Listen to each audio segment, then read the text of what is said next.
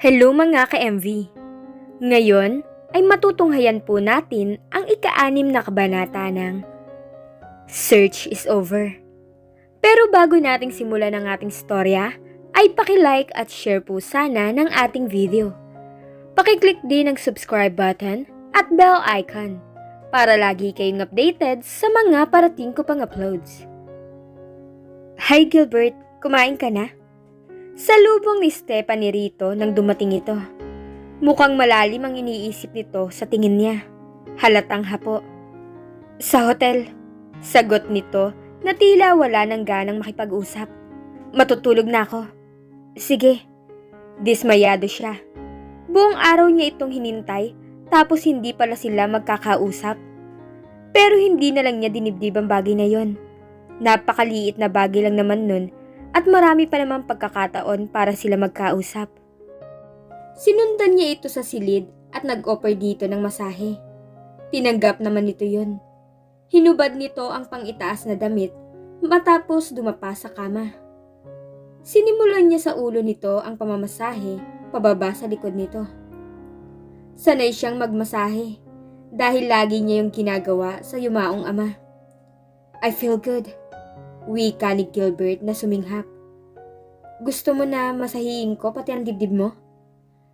Tanong niya sa napaka-inosenteng tono. Nang mga sandaling yun ay walang-wala sa isip niya ang mali siya. Okay lang ba? Baka pagod ka na. Hindi. Sanay ako magmasahe. Lagi kong minamasahe si Papa noon. Maingat itong tumihaya. Nagkasalubong ang mga mata nila at hindi niya alam kung ano yung damdamin na saglit na dumaan sa dibdib niya. Gusto niya sana yung pag-isipan pero naglaho na, kaya nag-concentrate na lamang siya sa pagmamasahe sa dibdib nito. Ang husay mo naman magmasahe. Wika nito na panay ang buntong hininga. Parang nabuhay lahat ng nerves ko sa katawan. Mabuti naman kung ganon. Nasisiyahang wika niya. Makakatulog ka ng mahimbing. Yeah. Tangon nito, saka nagpikit ng mga mata. Magpahinga ka na rin. Okay. Dinampot niya ang t-shirt nito ang nasa sahig. Magsuot ka ng t-shirt para hindi ka ginawin. Baka rin pasukin ka ng lamig sa katawan. Umungol lang ito at hindi na nagdilat ng mga mata. Kinuha na lamang nito sa kanya ang t-shirt at isinuot ng nakapikit. Pagod na pagod ka na talaga siguro. Inalis niya ang ilang hibla ng buhok nitong tumatakip sa noon nito. Mahaba na ang buhok mo kaya magpagupit ka na. I will. Tangon nito at saka hinagilap ang kamay niya. Thank you so much. You really made me feel good. My pleasure. Hinaplos niya ang mukha nito pero wala yun sa isip niya. Tulog ka na. Hinagkan niya pa ito sa noo. Umunok si Gilbert nang sumayad sa noon niya ang malambot na mga labi ni Stephanie. Noon lang siya nakatagpo ng ganoong kalambot na mga labi. Dama niya ang kakaibang reaksyon ng kanyang katawan. Simula pa kanina nang masahiin siya nito ay kakaiba na ang naramdaman niya. Idinilat niya ang mga mata at tiningnan ang ibabang bahagi ng katawan niya. It was alive. Gulat na gulat siya dahil tayong-tayo ito. Mabuti na lang at wala na sa silid si Stephanie. Lumabas na ito. Mabilis siyang bumangon at nagtungo sa banyo. Kailangan niyang maligo upang mapawi ang kakaibang pakiramdam. Habang nagsha-shower siya, ay pabalik-balik naman sa isip niya ang sinabi sa kanya ng isang kaibigan. Ginigilty siya nito sa ginawa niyang pagpapakasal kay Stephanie dahil makasarili daw siya sa hakbang na yon. Nakikita raw nito na normal si Stephanie at may init sa katawan.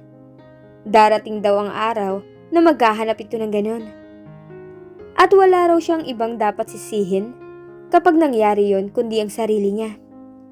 Nang dahil doon ay nasira ang buong araw niya. Tumalab sa dibdib niya ang guilt na gustong iparating sa kanya ng kaibigan sa kanyang puso.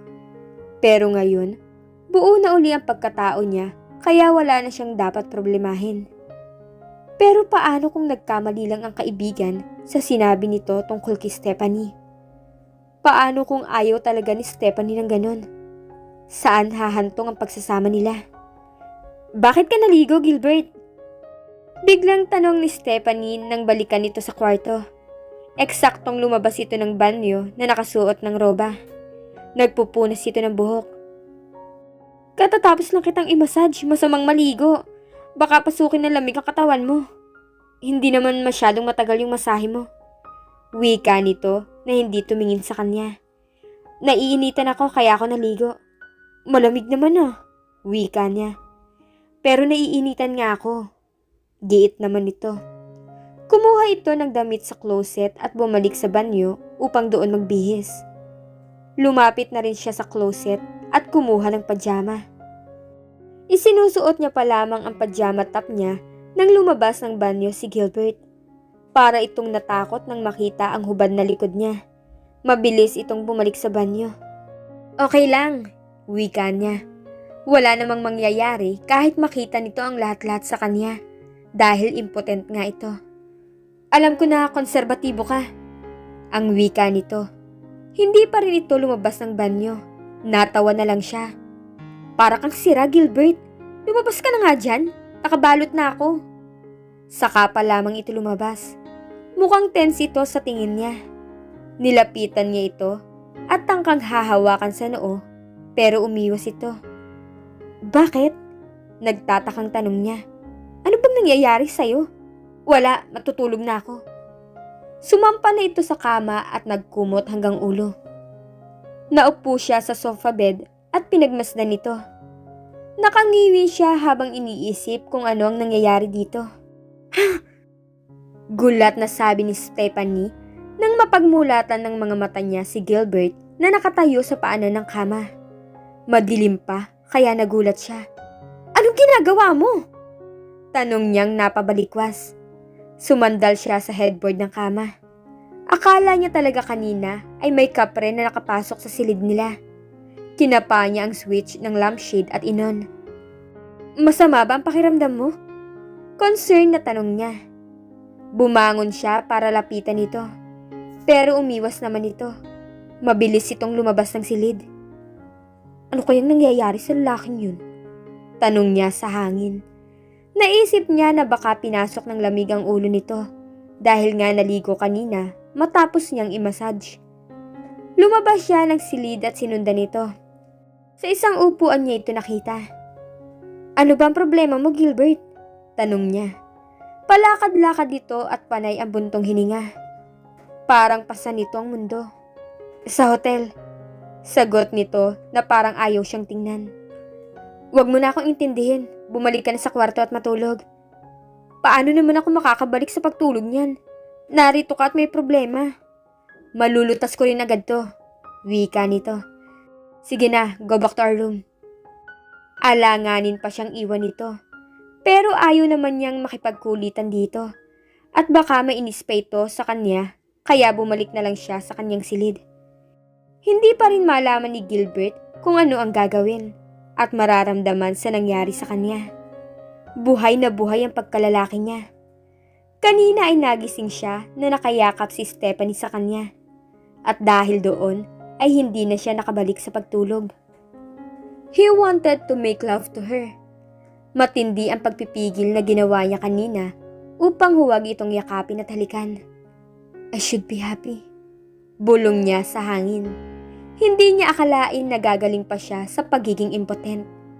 Lahat na kasi ng klase ng therapy ay sinubukan niya pero walang epekto. Hindi siya talaga nakakadama ng desire kahit gaano pa ka-sexy at kaganda ang isang babae. Naranasan niyang humarap sa isang beauty queen na nakahubot-hubad. Lahat ay ginawa nun para lamang gisingin ang pagkalalaki niya. Pero impotent nga siya kaya walang nangyari. Pero bakit sa simpleng masahe lamang na yun ay nabuhay ang pagkalalaki niya? May magic ba ang mga kamay ni Stephanie? Malaking problema ito para sa kanya dahil sa nakikita niyang mga kinikilos nito ay nakasisiguro siya na ayaw talaga nito ng ganoon. Nagkamali ang kaibigan sa pag-iisip na normal ito kung abnormalidad ng matatawag ang paghahangad nitong maging virgin habang buhay. Natatakot siya na baka iwanan siya ni Stephanie kapag nalaman nito na gumaling na siya. Ayaw niya yung mangyari dahil nga kasal sila at mahal ito ni Naomi. Pero yun lang ba talaga ang dahilan?